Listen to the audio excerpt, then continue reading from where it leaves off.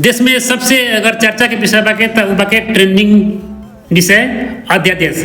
अध्यादेश कथी कहल एक बारे में हम अपने एकदम डिटेल्स में अपने की जानकारी कराबी छी।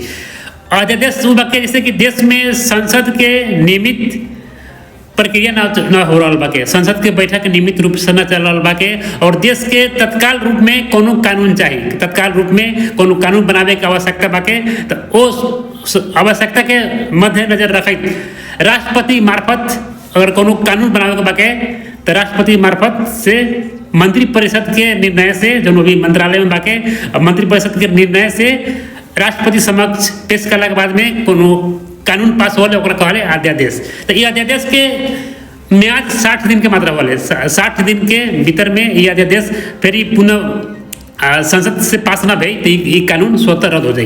तो अभी देश में एकदम चर्चा के विषय हो रहा बा के लोग से सवाल भी कर रहा बा के कि संसद की नियमित बैठक हो रहा बा, संसद में 2/3 बहुमत ऑलरेडी राष्ट्रीय स्वतंत्र पार्टी के बाके। तो ये वक्त में राष्ट्रसभा अध्यादेश काहे लावित बाके तेमें विपक्षी सबके बहुत बड़ा आरोप भी लग रहा बाके। लेकिन राष्ट्रीय स्वतंत्र पार्टी के तथ्य बाके कि हमनी सा काम फास्ट में करे के चाहिए थी। ए लेल हमसी निशा देश में संवैधानिक नियुक्ति, विभिन्न आयोग के नियुक्ति, सहकारी प्रकरण या जितना भी ब्यूरोक्रेट्स संबंधी कानून बाके वो कानून में हमनी सा तत्काल काम करे के लिए चाहिए थी। ए बारे में हमनी सके ए लेल हमनी के अध्यादेश के जरूरत बाके। तो राष्ट्रीय स्वतंत्र पार्टी के अलग तर्क बाके, विपक्षी पार्टी के अलग तर्क बाके।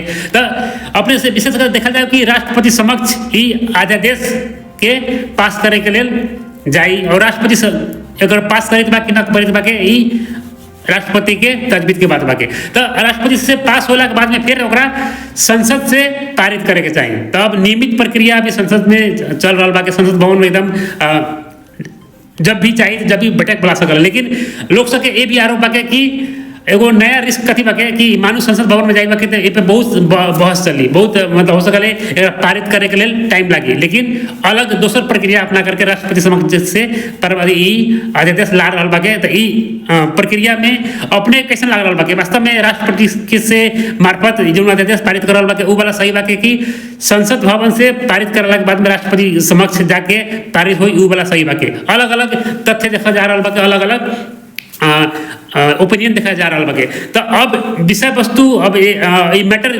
में विशेष करके बात करल जाए तो देश में अभी कथी की आवश्यकता बा, आवश्यकता के हिसाब से काम कर रहा बाके राष्ट्रीय स्वतंत्र पार्टी। और अपने के कौन वाला सही लग रहा बाके राष्ट्रपति समक्ष से 60 दिन के अंदर में जो पास करवाई बाके वो वाला सही बाके कि मेंबर ऑफ पार्लियामेंट में बहस होके कानून बनी अध्यादेश बनी वो वाला सही बाके। अध्यादेश देश में बहुत बार आयल बाके, पटक पटक देश में अध्यादेश आयल बाके। जैसे राजनीतिक दल विभाजन संबंधी अध्यादेश आयल रहा जोना में नेकपा एमाले से पार्टी फुटल एकीकृत समाजवादी पार्टी बनल ओखंता भी एगो अध्यादेश आयल वही संबंध में राजनीतिक दल के विभाजन करलक जोना में 40% से झाड़ करके 20% में ला करके राजनीतिक पार्टी बनलक एकीकृत समाजवादी पार्टी माधव कुमार नेपाल के पार्टी।